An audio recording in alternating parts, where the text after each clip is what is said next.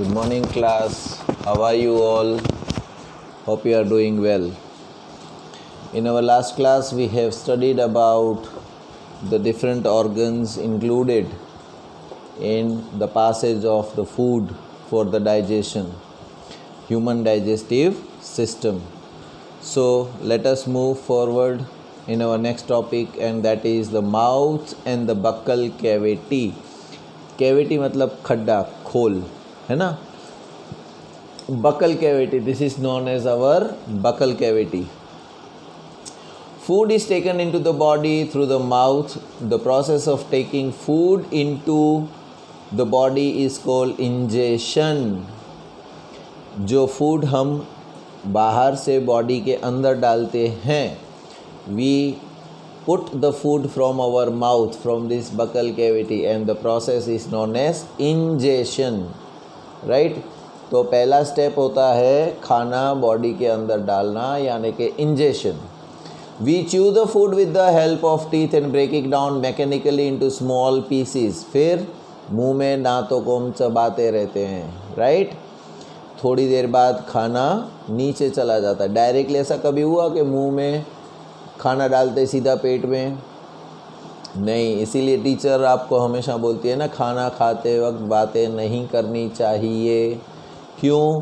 क्योंकि अगर हम लोग बातें करेंगे तो खाना, हम दो काम एक साथ नहीं कर सकते. खाना भी चबा रहे हैं और बोलना भी है, कभी नहीं हो सकता. और अगर आप ट्राई करने जाओगे भी तो खाना जो है हमारे विंड पाइप में अटक जाएगा और हमको ऐसा होने लगेगा. अंडरस्टूड? ओके.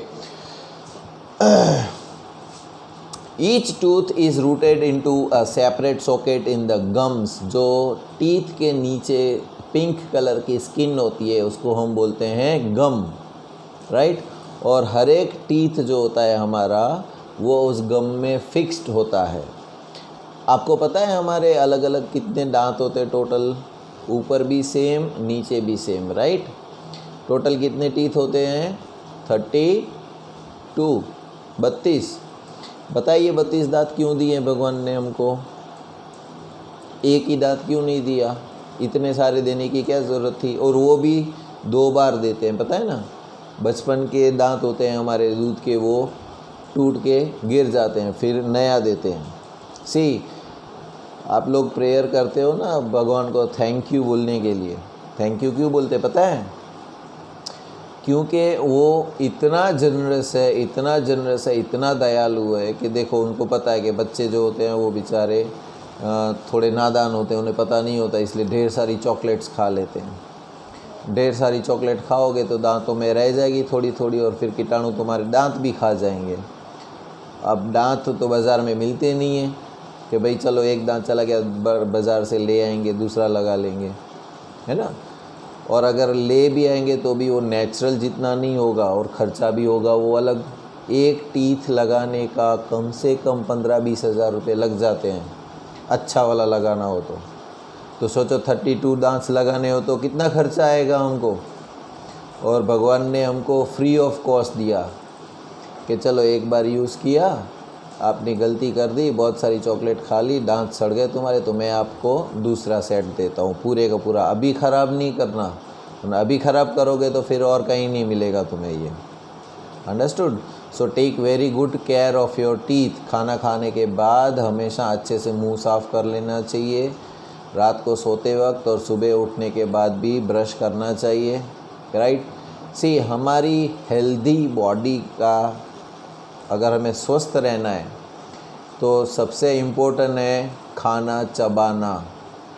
अच्छी तरह चबाया हुआ खाना होगा, वो अच्छी तरह डाइजेस्ट होगा, और अच्छी तरह डाइजेस्ट फूड जो होगा वो हमें अच्छी एनर्जी देगा. अच्छी एनर्जी मिलेगी तो हम अच्छे हेल्दी रहेंगे, हमारा ग्रोथ भी अच्छा होगा, राइट.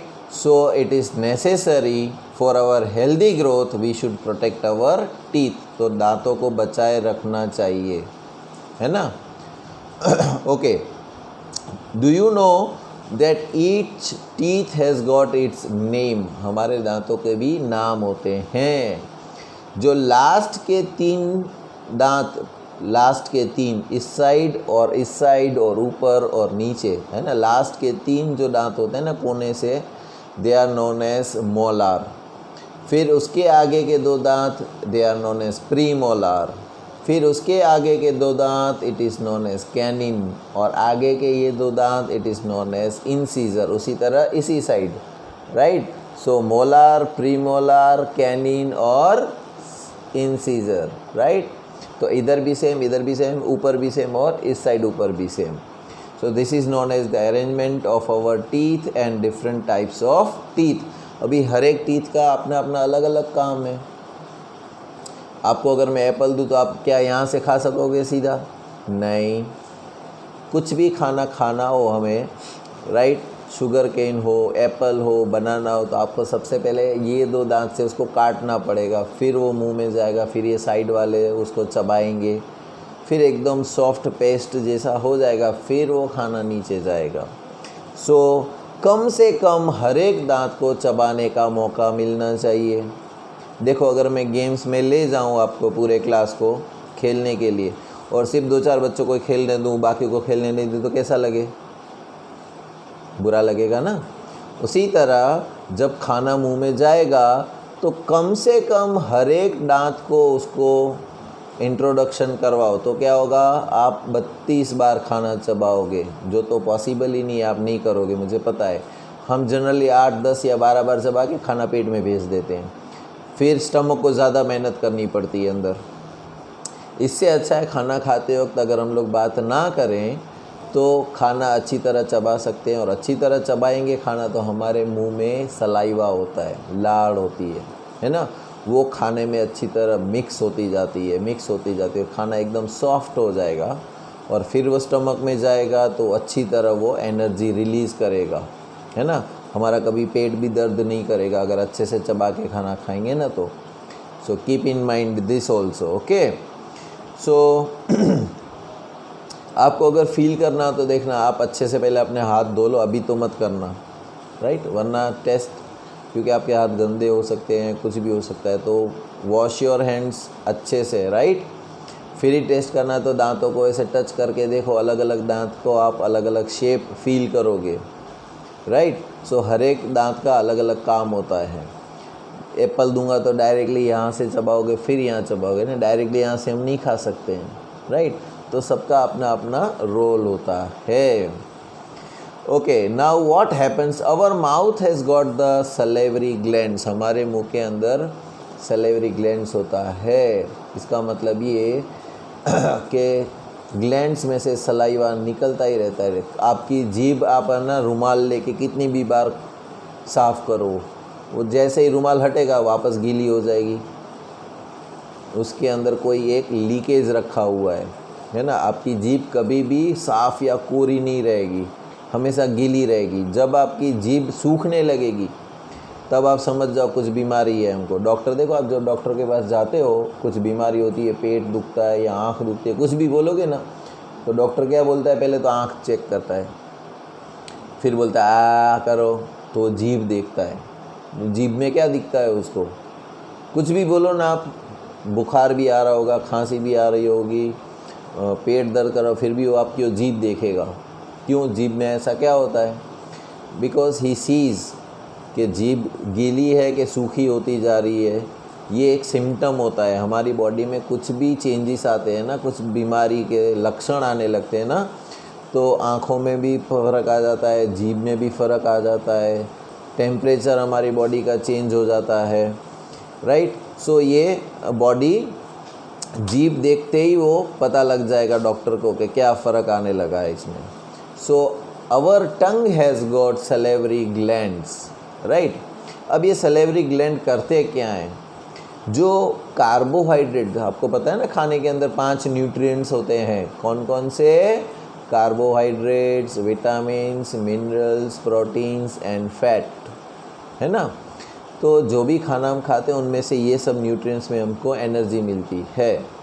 अभी कार्बोहाइड्रेट्स को दूसरा नाम होता है स्टार्च एंड शुगर, है ना। तो let us see what the function of our salivary glands, saliva क्या काम करता है। तो वो टेस्ट करने के लिए हम क्या करेंगे? 2 टेस्ट ट्यूब लेंगे। एक टेस्ट ट्यूब में उबले हुए राइस, चावल, वो ऐसे ही डाल देंगे, put the rice as it is in the test tube number 1 या टेस्ट ट्यूब नंबर ए। अभी टेस्ट ट्यूब 2 लो, उसमें आप जो चावल है, राइस है बॉइल्ड किए हुए, उसको थोड़ी देर अपने मुंह में चबा लो, राइट। थोड़ी देर मुंह में चबाने के बाद वाला राइस जो है वो टेस्ट ट्यूब बी में डालो। फिर दोनों टेस्ट ट्यूब के अंदर 10 drops of water 10 drops of water डाल के रख दो, यानी कि 3 to 4 ml जितना पानी डाल के रख दो। Now pour 2 to 3 drops of iodine solution. अब उसके अंदर आयोडीन सॉल्यूशन होता है ना, उसका 2 ड्रॉप डालो, दोनों टेस्ट ट्यूब ए जिसको हमने बॉइल्ड राइस ऐसे ही रख दिए थे, और टेस्ट ट्यूब बी जिसमें हमने राइस को चबाया था थोड़ी देर अपने मुंह में, फिर टेस्ट ट्यूब बी में डाला था, है ना। अब उसमें भी आयोडीन सॉल्यूशन डाल दो। अब क्या होगा, what you will observe there is a slightly colour change in test tube number B. दूसरी जो टेस्ट ट्यूब है जिसमें हमने चबा के रखा था राइस को, उसका कलर चेंज हो जाएगा, राइट। क्यों चेंज हो गया? Why there is a change in the colour in the test tube?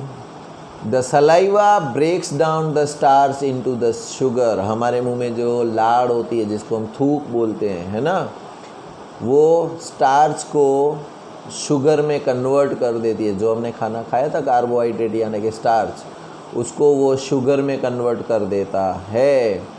The tongue is a fleshy muscular organ attached at the back of the floor of the buccal cavity. जीभ बोलते हैं ना, कभी कोई ज़्यादा बातें करता है या लंबी बातें बोल देता है, हम क्या बोलते हैं, इसकी जीभ बहुत लंबी हो गई है ना। जीभ लंबी नहीं हो सकती, सबकी एक जितनी होती है और टच होती है बकल कैविटी में, राइट। लेकिन वो उसके अंदर बोन नहीं होता है, फ्लैश ही होता है सिर्फ। बाकी पूरी बॉडी में हमारे बोन्स होते हैं, लेकिन जीभ में बोन्स नहीं होते हैं।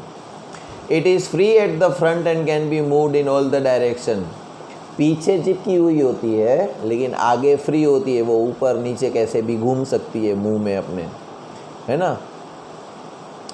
Do you know the function of the tongue? जीभ का काम क्या है? अगर जीभ ना हो तो हम सबसे पहला काम तो बोल ही नहीं सकते, है ना। ट्राई करना, जीभ पकड़ के अपना नाम बोलना, कितना क्या होता है, नहीं बोल पाते हैं ना। तो first activity of tongue is to enable us to speak the different words, different letters. Besides, it mixes the saliva with the food during chewing and helps in swallowing the food. फिर खाना चबाने में मदद करती है, खाना यहाँ से यहाँ ले जाती है, यहाँ से यहाँ दांतों के पास ले आती है, राइट, और उसको पेस्ट फॉर्म में करके नीचे स्वॉलो करने में काम आती है। खाना नीचे पहुँचेगा किससे? जीभ के ऊपर रह के फिसल के।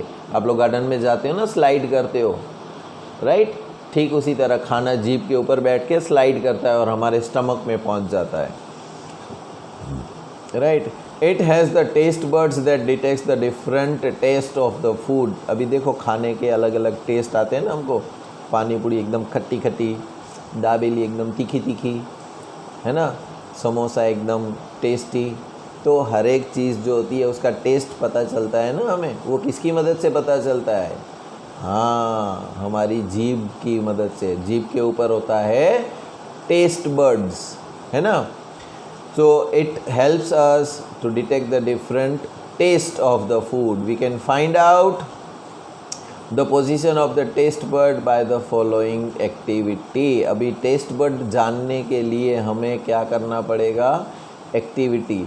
वो एक्टिविटी हम करेंगे नेक्स्ट क्लास में। तब तक आज जो हमने पढ़ा उसको रिवाइज़ करो, और अब बाद में मैं आपको क्वेश्चन आंसर सेंड कर दूंगा, वो आप अपनी नोटबुक में लिख लेना। Till then take care.